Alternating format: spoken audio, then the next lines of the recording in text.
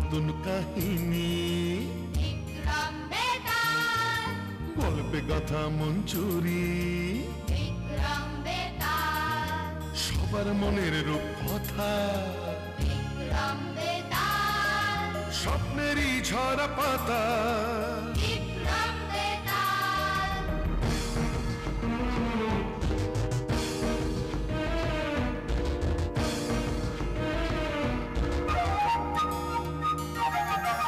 জীবনের মোড়কে গল্প হাজার, নীল লাল সাদা কালো রঙের বাহার, কল্পনায় রূপকথায় মিলে একাকার, তাই নিয়ে আসছে পর্দায় এবার বিক্রম বেতাল, বিক্রম বেতাল, বিক্রম বেতাল, বিক্রম বেতাল, বিক্রম বেতাল।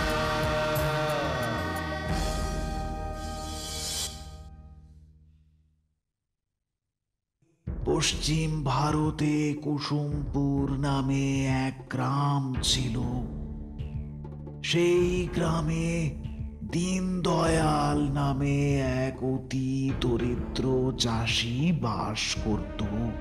দীনদয়ালের দুই সন্তান দিবাকর ও রতন।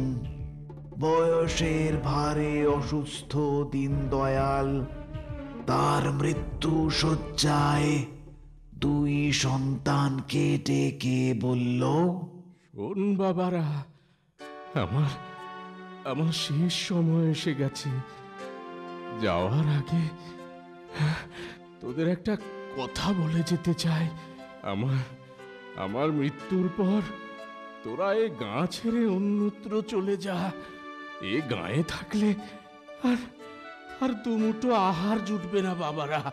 বাবা বাবা তুমি থামো তো, আগে সুস্থ হও, পরে এসব আলোচনা করা যাবে ক্ষণ। আর যদি যেতেই হয় তবে তোমাকেও নিয়ে যাব।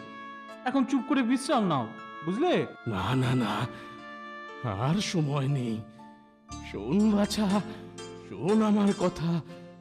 তোরা তোরা কথা দে, আমার মৃত্যুর পর এ গাঁ ছেড়ে তোরা অন্যত্র যাবি। তবে তবে বাঁচবি বাবারা, নয়তো সারা জীবন আমার মতো দরিদ্রতার জ্বালা নিয়ে মরতে হবে তোদেরও।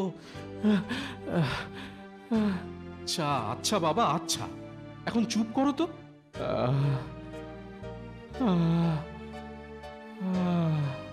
বাবা, বাবা বাবা বাবা, বাবা বাবা।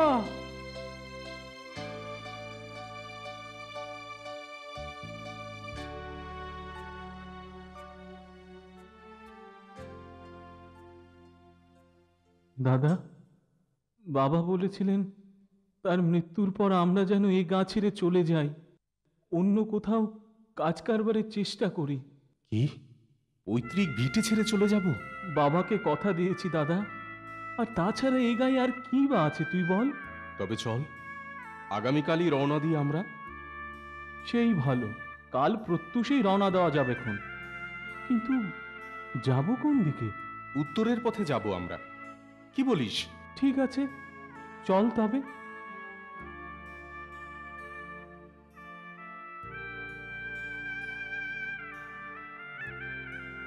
কিরে, চল, দাঁড়িয়ে আছিস কেন?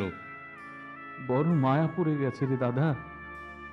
জন্ম থেকে বড় হলাম যে বাড়িতে, আজ তা ছেড়ে চলে যেতে হবে। বুঝি রে ভাই, সব বুঝি, কিন্তু যেতে তো হবেই। চল চল চল, আর দেরি করিস না।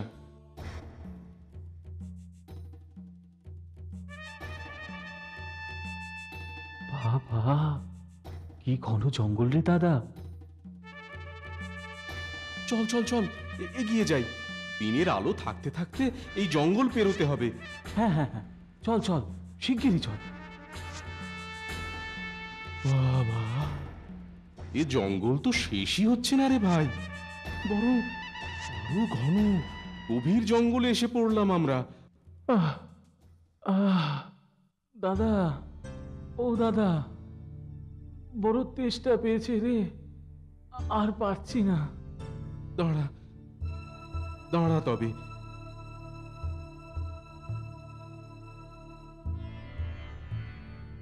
শোন, তুই এখানেই বস, আমি দেখি যদি কোথাও জল পাওয়া যায়।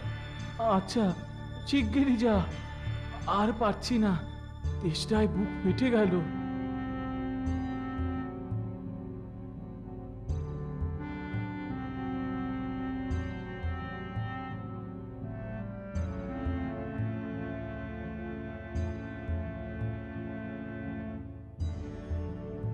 এই দেখো, ঘুমিয়ে পড়লি? ওঠ, এই দেখ, কিরে, জল এনেছি দেখ। হ্যাঁ, এসেছিস দাদা? জল এনেছিস? দে দে দে, শিগগির দে। এই নে, এই নে ধর। আহ! ও শান্তি। দাদা, কি সুন্দর স্বাদ রে জলটা, অদ্ভুত মিষ্টি স্বাদ। নিশ্চয়ই কোনো ঝর্ণার জল, না রে? না না, জঙ্গলের ওই কোণে একটা সরোবর আছে, ওখান থেকেই নিয়ে এলাম। জলের এমন স্বাদ হয় ভাবতেই পারি না। চল না দাদা, ওই সরোবরটা দেখব। না রে ভাই, অনেক দূরে, আবার যাব ওদিকে। চল না দাদা, চল না। আচ্ছা, চল তবে।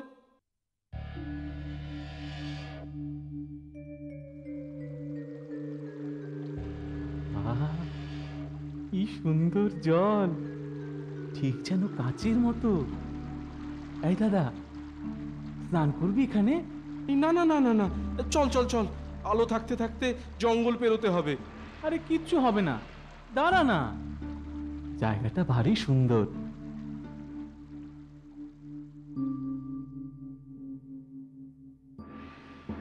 ভাইরে, অন্ধকার হয়ে এলো, রাত বিরেতে জঙ্গল পেরোনো ঠিক হবে না।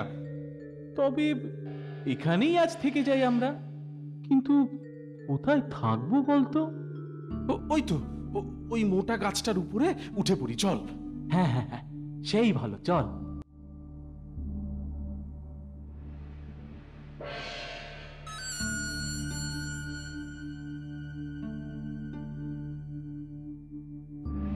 এই, কেমন যেন একটা শব্দ পাচ্ছি না, কিসের শব্দ? আরে, মাথায় মণিওয়ালা সাপ। হ্যাঁ, এমন সাপ জন্মে দেখিনি রে ভাই। চুপ চুপ, সাপটা কোন দিকে যায় একবার দেখতে হবে।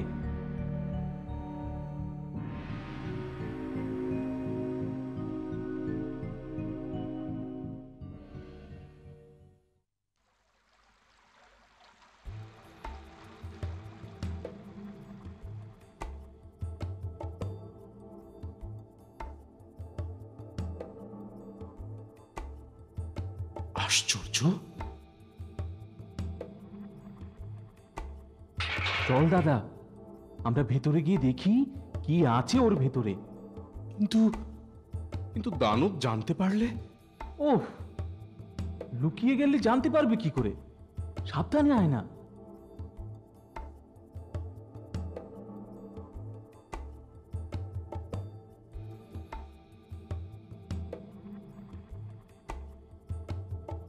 বাবা, এই কোথায় এসে পড়লাম রে দাদা? চুপ, শব্দ করিস না, এক্ষুনি দানব এসে পড়বে।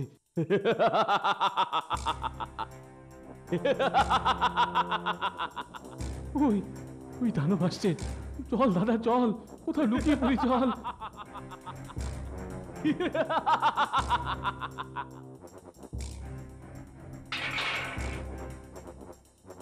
যা,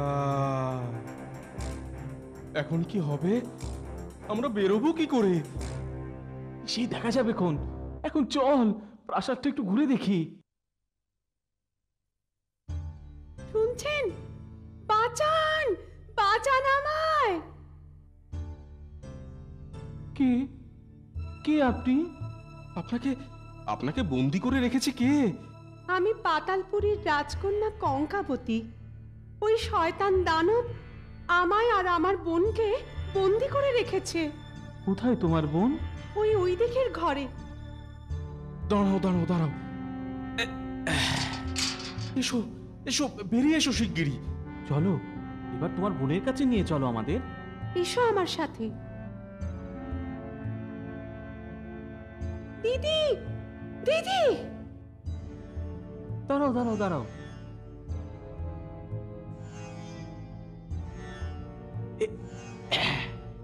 ধন্যবাদ মহাশয়, কিন্তু আপনারা কারা? এখানে কেন এসেছেন? ফিরে যান আপনারা, নয়তো ওই দানব আপনাদের মেরে ফেলবে। কিচ্ছু হবে না আমাদের। ওই দানবকে না মারতে পারলে আমরা কোনো দিন মুক্তি পাবো না। আচ্ছা, ওই দানবকে মারার উপায় কি তোমরা বলতে পারো? হ্যাঁ, জানি বই কি।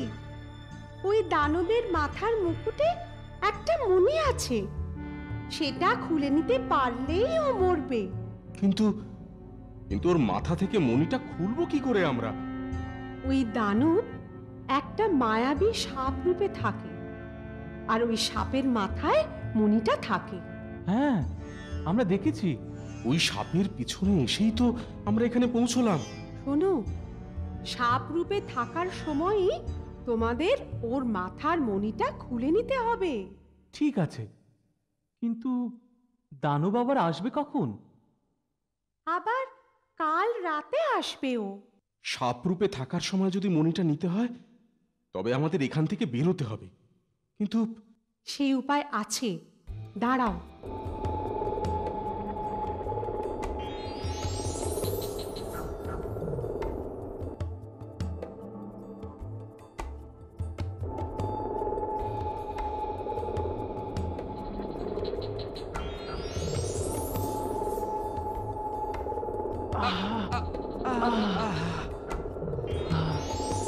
আরে ভাই, কাল রাত পর্যন্ত আমাদের এখানেই অপেক্ষা করতে হবে, এছাড়া কোনো উপায় নেই। হ্যাঁ দাদা, চল আমরা ওই গাছের উপরই উঠে বসে থাকি। হ্যাঁ হ্যাঁ হ্যাঁ হ্যাঁ, তাই চল তাই চল।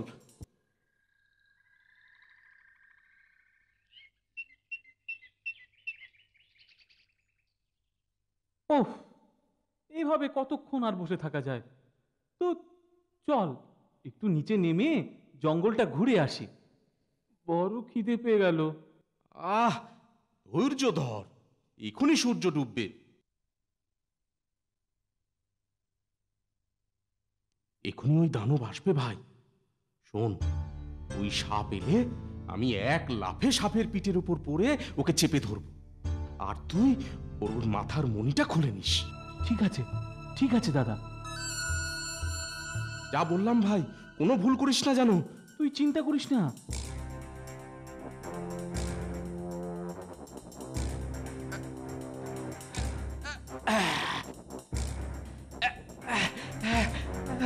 ভাই ভাই, শিগগিরই মণিটা খুলে নে।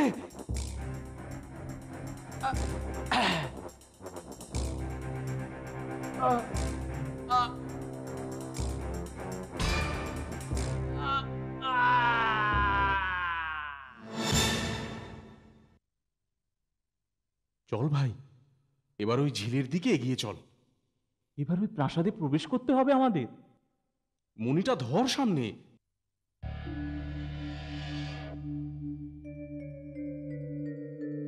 আশ্চর্য। চল দাদা, এবার নিচে নামি। চল চল চল, শিগগিরই চল।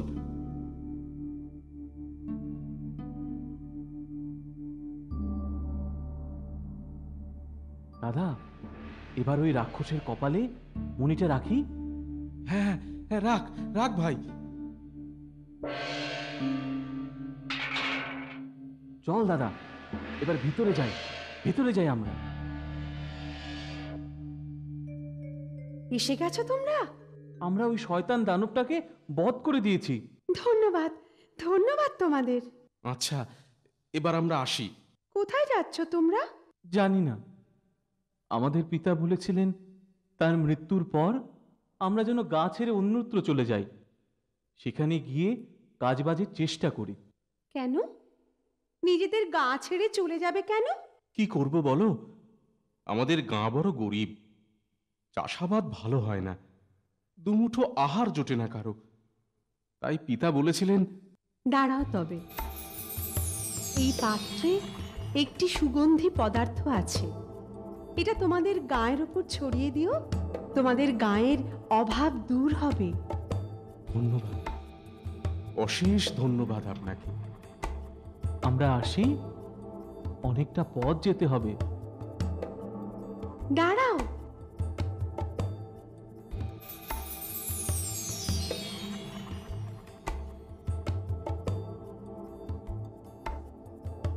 এই রথে উঠে বসো, খুব দ্রুত তোমরা তোমাদের গায়ে পৌঁছে যাবে। ধন্যবাদ। চল দাদা।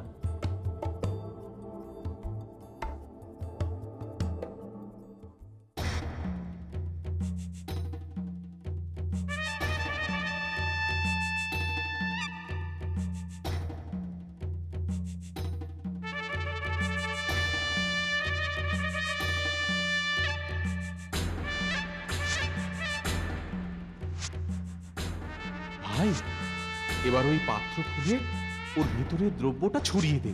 আচ্ছা দাদা।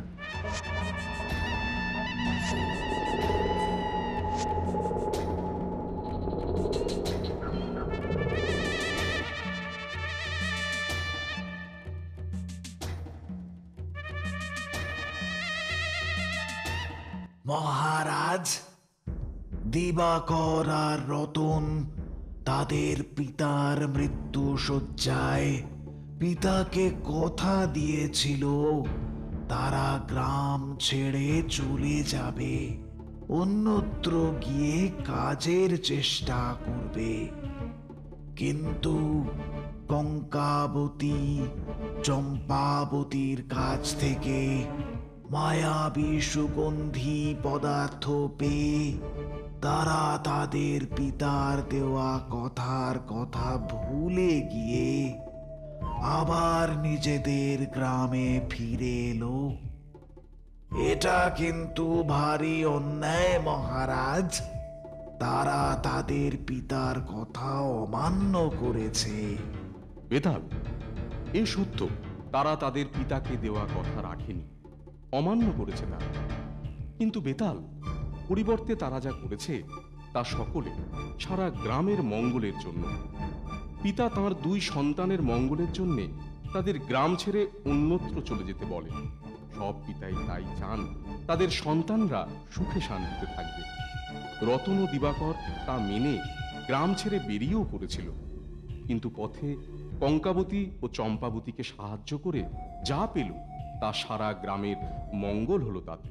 এখানে নিজ স্বার্থ ভুলে রতন ও দিবাকর যা করল তা প্রকৃতই মহৎ কাজ। তারা মোটেই কোনো অন্যায় করেনি বেতাল।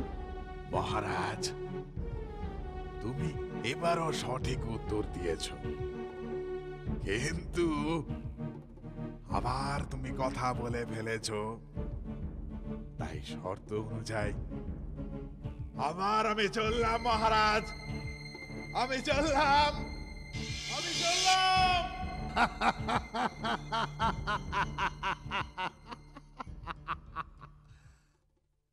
বেতাল, বেতাল যেও না, যেও না বেতাল, দাঁড়াও দাঁড়াও, আমি আসছি। বেতাল, বেতাল তুমি যেও না, বেতাল।